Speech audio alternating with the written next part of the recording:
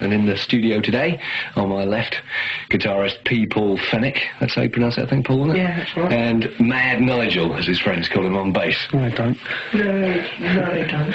They obviously don't call you Mad Nigel by the look on your face. I think I've got that wrong. What are you actually known as, then? Nigel. Just Nigel? Yeah. I promise not to do it again. You said Mad Nigel written on your bass. I did that. Oh, I see. And I didn't take it off because I didn't want to hurt his feelings. Like. Yeah. Well, despite it having been a year for rockabilly bands to leap out of thin air and straight into the charts, you've been hard at it for how long? Is it 5 years, Paul? Yeah, about 5 years. Yeah, why do you think it's taken so long for you to get a record deal? No, I think it's just because we're so good that people try to ignore us. Do you think Nigel, would you agree with that? I suppose so, yeah. You were playing rockabilly, at least 5 years ago, were you? Yeah, Nigel and I together. What was the band, Raw Deal? Well, it was a band called the Southern Boys, which Nigel was in. And then there was a band called Rock Therapy, which Nigel and I were in with a couple of other geezers. And then there was Raw Deal, which we was in with a middle-aged person who shall remain nameless. How old was a middle-aged person? 38. Oh, yeah, over the hill already. Well over there. And he didn't like the way we sort of played it because it wasn't exactly original and we weren't wearing exactly 1950s clothes. What do they consider to be original then? The records. That's all. People just used to go out and listen to the records. The band was just a nuisance in between the records. Well, it's old 50s. Yeah, you can play your own songs. Sort you played your own songs. Sort of like them top 20 albums you get, sort of, which they play in chip shops, you had to do that sort of stuff, but with rockabilly and a bit of Bill Haley thrown in, I always get the impression that first-generation rockabilly fans are somewhat reactionary in taste. Yeah, dinosaurs. Did you find it difficult to win them over? Well, we tried, and then the second gig we just decided not to bother.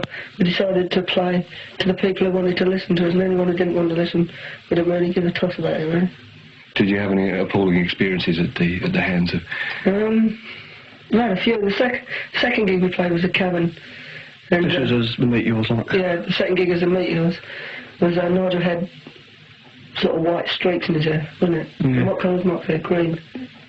Red and green, yeah. Red and green, and we played 2 sets. After the first set, we were sitting in the dressing room, and the Teddy boy who was running the gig came in and dragged a few of the punters in and said, what did you think of the band? And they all said, well, it can't be rockabilly because the drummer's got red hair and stuff like that. So eventually we ended up, I think I whacked one with a baseball bat and Nigel had to go at a couple during the set. Did that improve relations?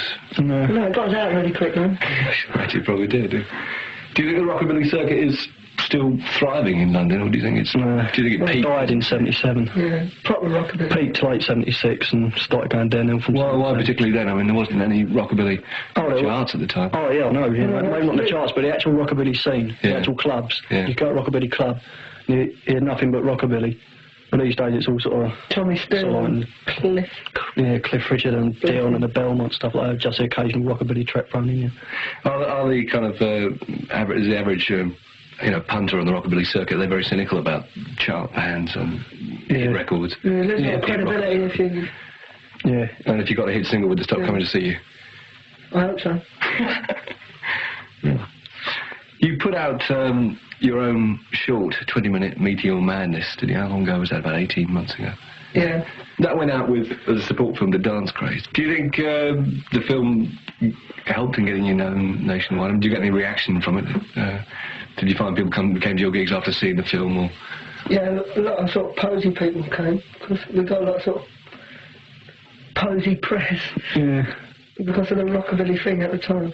What kind of people do you consider posy?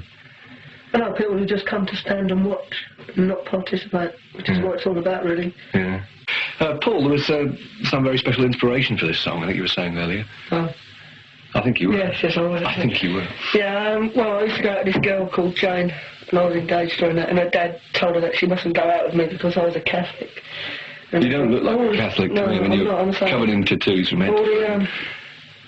All the things I am, I definitely ain't a Catholic. I mean, there's plenty of other good reasons not to go out with me.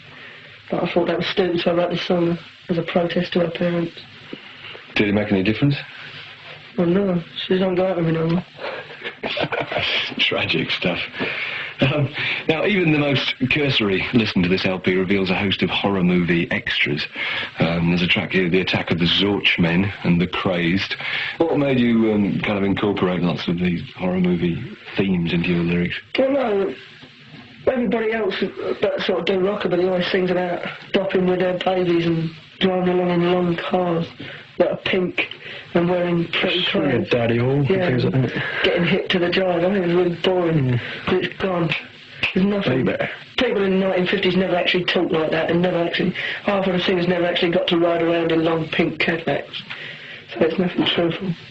So you're trying to break the tradition a bit? Yeah, I mean, I haven't actually been attacked by a werewolf myself, but I'm living for the day. Your loyal crowd of camp followers who seem to follow you around every gig. What are they called, the Crazies?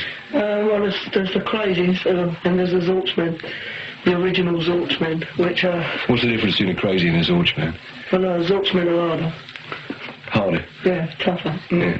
They're more likely to stamp on your head while you're dancing than hug you. They're really faithful, they're really good blokes and girls, like. Oh. There isn't such thing as a Zorch woman. There's no sex on Zorch, which is a planet. Where is Zorch? Just past Saturn, I think, I can't remember. And these people regularly turn up at your gigs? They do, yeah. When they can get the parking for the sauces and that. How about the term psychobilly? You seem to have invented this phrase to describe your own music. Yeah. Well, actually it comes from One Piece at a Time by Johnny Cash. And he uses the word describe his Cadillac that he's built like.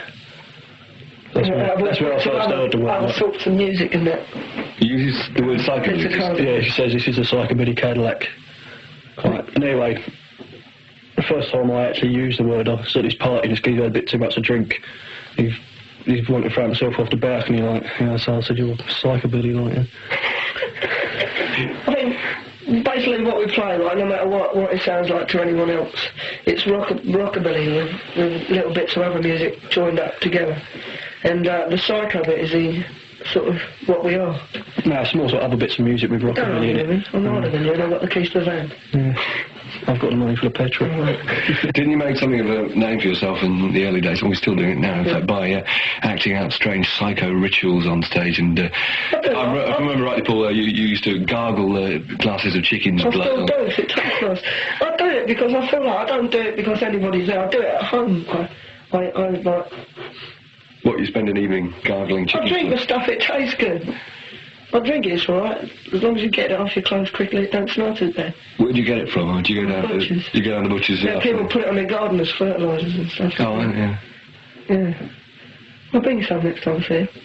Yeah. What about the audience? I mean, they're well known to kind of go completely out of their brains and roll around on the floor and which is good, that in way. Broken glass. And they do that, which is great. That means they haven't got any energy to go around beating up old ladies and smashing each other's heads in on the way out, which is much better, really, I think. Did you ever lose bookings when you started playing? Because club manager was a club manager totally horrified by Marquis won't book us, Dingwalls won't book us. Probably because your brother had to go to the bouncers. A couple of other places won't book us. Why not? I mean, they just can't handle it. Yeah, they can't. I mean, we filled the Dingwalls on a Tuesday night. They had to turn away nearly 200 people, and they still won't book us because they'd rather have bands like the Blue Cats who get 30 people in on Saturday. And that's all right. Money, I think. And our main audiences, they like to sort of drink lots of expensive cocktails. And wear silk bomber jackets. Like them sort of people who ain't interested in nothing but people seeing them. Have you ever got any, traditional 50s rockabilly fans turning up in all the right clothes and nice clean shirts? They come and they like it. Once they look a bit helpless at first when they're getting rolled about. Then next time they come, they don't wear such nice clothes. No, but they do come again because they like it. As long as you can be a part of it, you can like it, I think. Well, just to illustrate the point, let's listen to another track which shows up some of the twisted emotions we've been dealing with, I think.